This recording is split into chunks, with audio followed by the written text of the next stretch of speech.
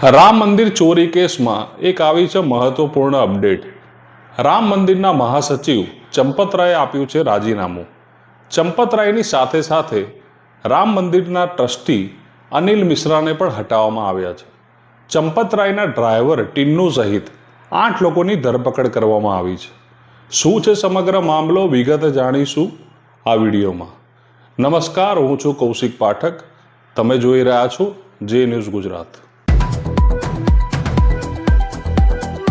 અયોધ્યા રામ મંદિરમાં શ્રદ્ધાળુઓ દ્વારા ચડાવવામાં આવતા દાન ચઢાવા અને ભંડોળમાં થયેલી મોટી ચોરી ગેરરીતિના મામલે આખરે મોટો ધડાકો થયો છે। ઉત્તર પ્રદેશ સરકાર દ્વારા રચવામાં આવેલી સ્પેશિયલ ઇન્વેસ્ટિગેશન ટીમ એસઆઈટીના પ્રાથમિક અહેવાલ બાદ આ મામલે સત્તાવાર એફઆઈઆર દાખલ કરીને તમામ 8 મુખ્ય આરોપીઓની ધરપકડ કરી લેવામાં આવી છે। અયોધ્યાના ભવ્ય રામ મંદિરમાં પ્રભુ શ્રી રામના ચરણોમાં શ્રદ્ધાળુઓ દ્વારા અર્પણ કરવામાં આવતા કરોડો રૂપિયાના દાન અને સોના ચાંદીના દાગીનાની ચોરીના મામલાએ દેશભરમાં ભારે ખળભળાટ મચાવ્યો છે।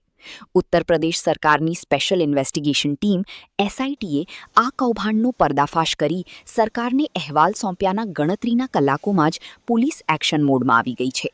શ્રી રામ જન્મભૂમિ તીર્થ ક્ષેત્ર ટ્રસ્ટની ફરિયાદના આધારે ગુરુવારે રાત્રે જ ગુનો નોંધીને તમામ 8 નામજોગ આરોપીઓની ધરપકડ કરી લેવામાં આવી છે। શું બન્યું હતું? રામલલ્લાની પ્રાણ પ્રતિષ્ઠા 22 જાન્યુઆરી 2024 બાદ દેશ વિદેશમાંથી કરોડો ભક્તોએ મંદિરમાં રોકડ, સોનું અને ચાંદી દાન સ્વરૂપે અર્પણ કર્યા હતા।